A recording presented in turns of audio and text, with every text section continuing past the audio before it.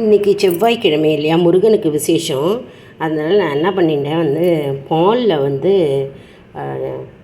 ஏலக்காய் தட்டி போட்டு பச்சை கற்பூரம் போட்டு சர்க்கரை போட்டு நல்லா கொதிக்க வச்சேன்.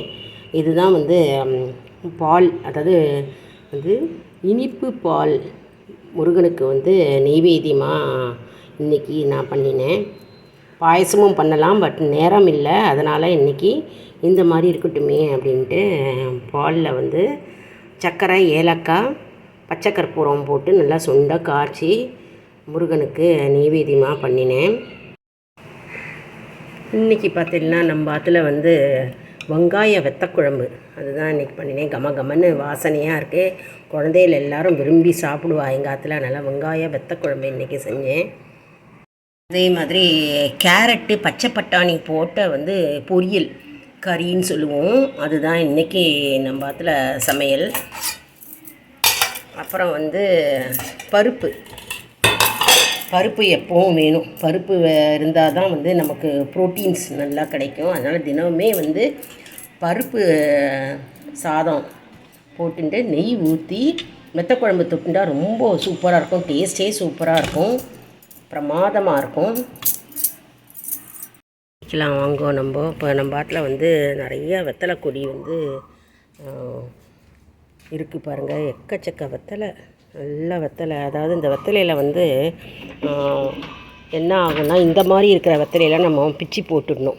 அது அப்போ தான் புது வெத்தலையெல்லாம் துளுக்கும். இப்போ இன்றைக்கி செவ்வாய்க்கிழமை இல்லையா, அதனால் முருகனுக்கு வெத்தலை தீபம் ஏற்றலாம். அதனால் இங்கே வெத்தலையை நம்ம எங்கள் மாத்துலேயே தோட்டத்திலேயே பறிச்சிக்கலாம். நல்லா 6 வெத்தலை நல்லா பறிச்சிக்கலாம். பாருங்கள், நல்ல வெத்தலையாக நம்ம பறிச்சிக்கணும். பச்சை பச்சைன்னு இருக்கிற வெத்தலையாக பார்த்து பறிக்கணும். வேண்டாத வெத்தலை, இந்த மாதிரி இருக்கிற வெத்தலையெல்லாம் நம்ம பிச்சு போட்டால் தான் நல்ல நல்ல வெத்தலையெல்லாம் நமக்கு துளுத்து வரும். எல்லார் வீட்லேயும் வெத்தலை கொடி வைக்கலாங்க. வெத்தலை கொடி வைக்கலாமா வைக்கக்கூடாதா அப்படின்னு கேட்குறீங்க எல்லோரும். ஆனால் வெத்தலை கொடி வீட்டில் இருக்கலாம், மங்களகரமாக இருக்கும். விசேஷம் கூட வெத்தலை கொடி வச்சா, அதாவது இந்த ஒரு கன்று இதை அப்படியே வச்சுக்கிட்டிங்கன்னா தானாகவே துளுத்து வரும் வெத்தலை கொடி. நம்ம மேலும் சுமங்கலிகளுக்கு வெத்தலை பாக்கு, பழம், பூ வச்சு கொடுக்கறதுக்கு நமக்கு ஈஸியாக இருக்கும். டக்குன்னு 2 வெத்தலையை பறித்து கொடுக்கலாம். ரொம்ப விசேஷங்க வீட்டில் வெத்தலை கொடி வைக்கிறது. அதனால் வெத்தலை கொடி எல்லாருமே வளர்க்கலாம். இங்கே நம்ம வெத்தலையை பறிச்சிட்டோம். நல்லா காம்போடு தான் பறிக்கணும். 1 2 3 4 5 6 வெத்தலை. 6 வெத்தலை போதுங்க நமக்கு வெத்தலை தீபம் ஏற்றுறதுக்கு. 6 வெத்தலையில் மஞ்சள் குங்குமம் வச்சு நம்ம ஒரு தட்டில் கோலம் போட்டு ஓம் சரவண பவ அப்படின்னு போட்டு நம்ம விளக்கேற்றலாம் முருகனுக்கு இன்றைக்கி.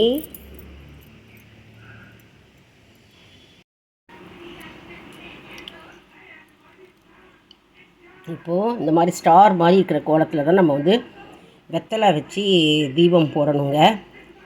ஸ்டார் போட்டுட்டு ஓம் நடுவில் ஓம் அப்படின்னு போடணும். ஓம் ச ர வ ந ப வ, ஓம் சரவண பவ அப்படின்னு நம்ம எழுதிட்டு இதில் வெத்தலை வச்சு அதில் தீபம் ஏற்றணுங்க. ரொம்ப விசேஷம். முருகப்பெருமான் படம் எதிரில் நம்ம சரவண பவ அப்படின்னு வச்சு நம்ம தீபம் போடணும். முருகப்பெருமானை நல்லா அலங்காரம் பண்ணிக்கோங்க. அதாவது என்ன பூ இருந்தோ அந்த பூவை போட்டு மாலையாக போடுங்க. இந்த மாதிரி நான் சாமந்தி பூ கிடச்சிது, அதனால் நான் சாமந்தி பூ போட்டு மாலையாக போட்டிருக்கேங்க. அழகாக அலங்காரம் பண்ணி சந்தன குங்குமம் இட்டு ஒரு மனையில் முருகப்பெருமானை அமர வைக்கணும். மற்றும் வெத்தலை தீபம் போட்டிருக்கேன் பாருங்கள். வெத்தலை போட்டு அகல் விளக்கில் எண்ணெய் இல்லைனா நெய் ஊற்றி விளக்கேற்றணும். நெய் ஊற்றலாம், இல்லை எண்ணெய் ஊற்றி நம்ம விளக்கேற்றலாம்.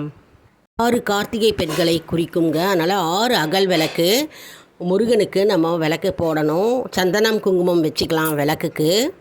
இதில் பூ வச்சுக்கணும், அதாவது புஷ்பம் வச்சுட்டு நம்ம விளக்கேற்றி செவ்வாய் ஹோரையில் ஏற்றலாங்க. செவ்வாய் ஹோரை அப்படின்ற எந்த நேரத்தில் வருது அப்படின்னா காலையில் வந்து 6லேருந்து 7, மதியம் வந்து 1லேருந்து 2, இரவில் பார்த்தோம்னா 8லேருந்து 9 மணி வரைங்க. இல்லை எந்த நேரம் ஆனாலும் நம்ம சூஸ் பண்ணிட்டு அந்த நேரத்தில் வந்து அகல் விளக்கு ஏற்றலாம். முருகப்பெருமானை மனதார பக்தியுடன் நினைத்து நமக்கு என்ன பிரார்த்தனை இருக்கோ அந்த பிரார்த்தனையை முருகப்பெருமானிடம் தெரிவித்து நம்ம வந்து அகல் விளக்கு ஏற்ற வேண்டும். முதல்ல வந்து நம்ம கந்த சஷ்டி கவசம் படிக்கலாம். அதுக்கப்புறம் கந்த குரு கவசம் படிக்கலாம். வேல்மாறல் மகாமந்திரம் அது வந்து நம்ம செவ்வாய் ஹோரையில் மிகவும் சிறப்பு வாய்ந்ததாக இருக்கும். அதாவது வேல்மாறல் நம்ம வந்து செவ்வாய் ஹோரையில் படிக்க படிக்க படிக்க நமக்கு வேலுடைய சக்தி, முருகப்பெருமானுடைய வேலின் சக்தி வந்து நமக்கு பரிபூர்ணமாக கிடைக்கும். வேல் இருக்கிறவங்க வேலுக்கு அபிஷேகம் செய்து சந்தன குங்குமம் இட்டு அதற்கு தூப தீபம் காண்பித்து அலங்காரம் செய்து நாம் வேலின் மந்திரம், அதாவது வேல் மகா மந்திரம், வேல்மாறல் படிக்கலாம். அப்படி வேல் இல்லை அப்படின்னு வச்சுக்கோங்களேன், முருகப்பெருமானுடைய படத்துக்கு முன்னால் அமர்ந்து நம்ம வேல்மாறல் படிக்கலாம். மிகவும் சக்தி வாய்ந்த செவ்வாய்க்கிழமை செவ்வாய் ஹோரை முருகப்பெருமான் பூஜைங்க. பூஜை வழிபாடு இது வந்து எல்லாருமே செஞ்சிருப்பீங்க.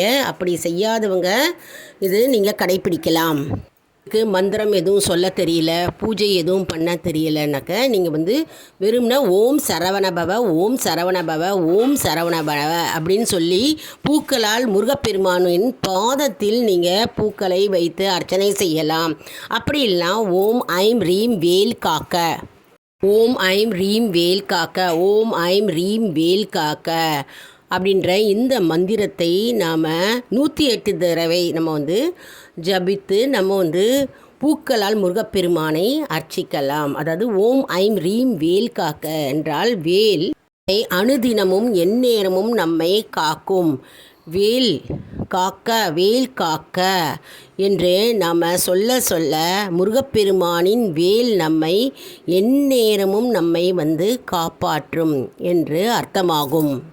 மேலும் நம்ம முருகப்பெருமானுக்கு தூப தீபம் காண்பித்து நாம் வந்து நெய்வேத்தியமாக எதை வேணாலும் நம்ம படைக்கலாம்ங்க. அதாவது சக்கரை பொங்கல், பாயசம் மற்றும் நம்ம கல்கண்டு, உலர்ந்த திராட்சை எது வேணாலும் முருகப்பெருமான் பாதத்தில் நாம் சமர்ப்பித்து படைக்கலாம்.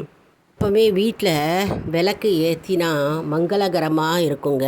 மற்றும் வந்து விளக்கு ஏற்ற ஏற்ற வீட்டில் வந்து ஐஸ்வர்யம் பெருகும், லக்ஷ்மி கடாட்சம் ஏற்படும்.